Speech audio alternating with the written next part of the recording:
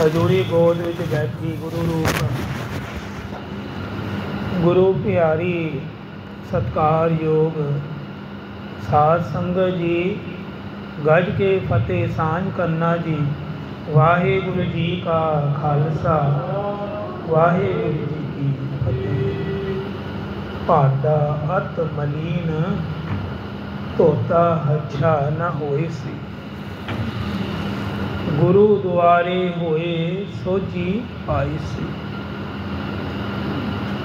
भांडा जड़ा मन दा है वो अत मैला और अपवित्र हो चुका है।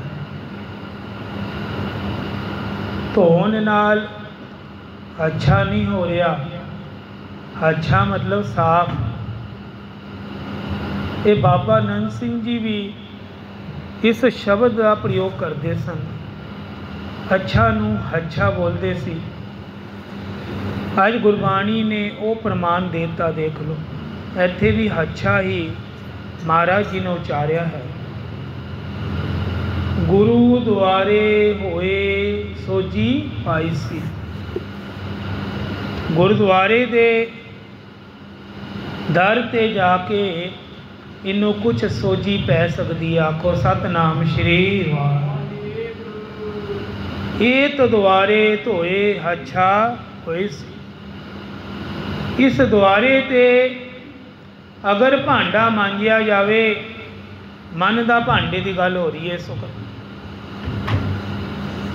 ते तां ये साफ हो सकता है। जड़ा मन है ना, ये बड़ा कठोर पत्थर ते मैला होया हो। इसनूं रोजाना ही साबुन लाना पेगा, रोज ही नाम जपाना पेगा, रोज ही गुरबाणी की कथा जो विचार है गुरबाणी आखदी की है, इहदे नाल समझाना पेगा। वरना पढ़ पढ़ गद्दी लदी है, पढ़ पढ़ के गड्डी लदी जा रहे हाँ। समझ नहीं आ रही बाणी कहती की है, विचार की है, करना की है। इंसान दिन बर दिन गलतियां ते गलती करी जा रहा है। सगों विचार बिना इन्नी बुद्ध मलीन हो गई है, हुण होमे और अहंकार भी आना शुरू हो गया है। उहदे नाल उल्टा ही अपना अगला भी बिगाड़ रहा है। आने वाला समय की संभाल करनी है प्यारिओ, ते हुण भी समा बचिया है कि गुरबाणी दे नाल जुड़ जाइए। गुरबाणी के विचार नाल जो गुरबाणी कहती है, फिर उस तो बाद उहदे उपर पालन भी करना है। खाली सुनना नहीं है, अमली जीवन बनाना है। वरना ये भांडा मैला ही रहेगा। इसका कोई होर रास्ता या इलाज नहीं होएगा, ये साफ नहीं होना जब तक असी बाणी की पंक्ति नहीं कमावांगे, टोरांगे नहीं। इसका कोई हल नहीं है। गुरबाणी साडे गुरु हैं, टीचर हैं, टीचर ये सानू शिक्षा देंदे हैं कि इस तरह कर, इस तरह कर। जे अगर नहीं करांगे फिर घाटे ही विच रहांगे। आओ पहले सारे अज दे पावन पवित्र शब्द की विचार तो पहला जो नाम जपी दा भांडा मन दा धोण वास्ते आओ सारे कोशिश करिए, सारे नाम जपिया करिए जी। घर भी इत्थे भी नाम बिना कोई गति नहीं ने, सारे जपो। वाहेगुरु वाहेगुरु वाहेगुरु वाहेगुरु वाहेगुरु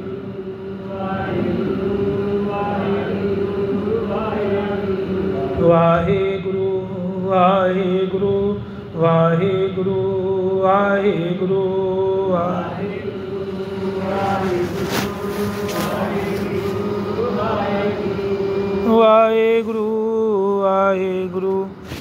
वाहेगुरु वाहेगुरु वाहेगुरु